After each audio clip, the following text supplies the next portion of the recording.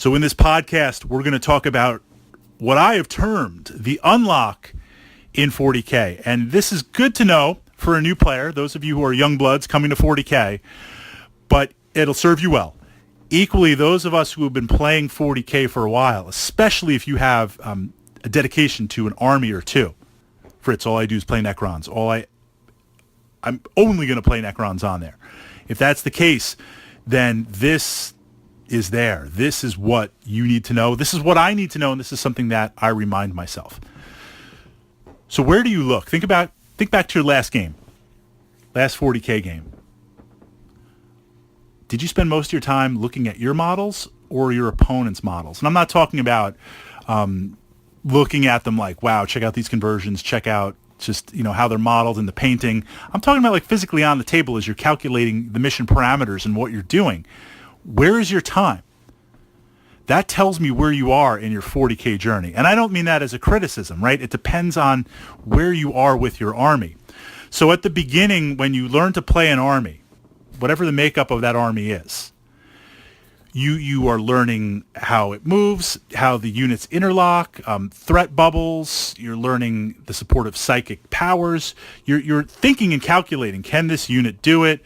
Can I move here? What happens? So you tend to focus mostly on your army because you're crunching those calculations in your mind, whether it's math hammer or kind of emotional hammer on there. You're missing out on opportunities. You're missing out on mistakes. 40K is about who makes the most mistakes and who can exploit and punish those mistakes. So as soon as you become more familiar with your army, as soon as you learn to know what it can do and how to play it and where and what it needs to be, then you can start, you start looking at your opponent's army and you start seeing the mistakes they make, and then you punish them for it. And there's nothing worse than making mistakes and being punished for it. A player that I have had the good fortune to go up against in numerous tournaments who I've never been able to beat before, fantastic Chaos player, and I consider myself a very solid Necron player, and I consider myself a very solid Tyranid player. I brought both of those armies to play against him, and this is just in a random matchup, as we kind of play through the tournament, and I've gotten destroyed to the point I'm like, how is this guy doing it? He's seeing mistakes that I am making on the table. He's seeing mistakes that I'm going to make in a turn or two. I mean, it's almost like, are we playing chess on there? And he's able to exploit those mistakes. And what frustrated me in a good way was I didn't see the mistakes till afterwards. And that's good to see. That's where I try to be. That's where I want you to be. You get there by learning your army, getting to the point where it's on autopilot, where you know what it can do, you know the swings in the D6 dice, you know you've generated enough volume of dice, all the kind of the core 40K tactic toolkits that we've looked at, you've got that down. Now the challenge to that is you've learned your army, you're playing your units, you've got your list, things change. So if jet bikes get new rules, you're going to check that out. And that's going to change your game a little bit.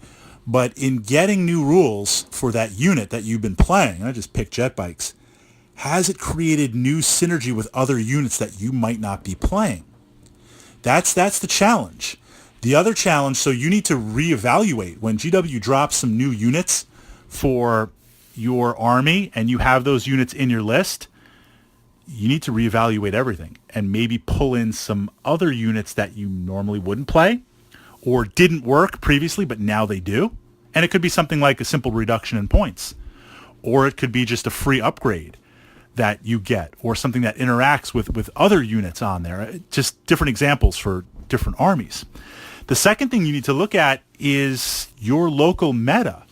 How are things going to change? So you're never going to play Chaos.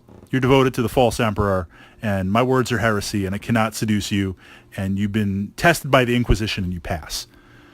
But your buddy plays Chaos all the time. He gets some new units. That's going to change the game.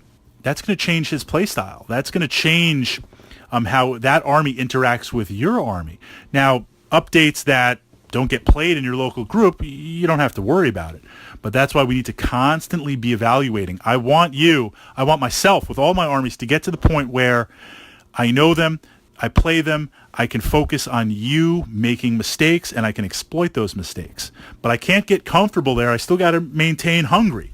I still got to keep that fighting weight, because when there are changes, and there are always changes in 40K, my army, your army, might be new advantages, might be new opportunities. That is the unlock, and that is pushing towards new unlocks, and I want us to look out there for those unlocks.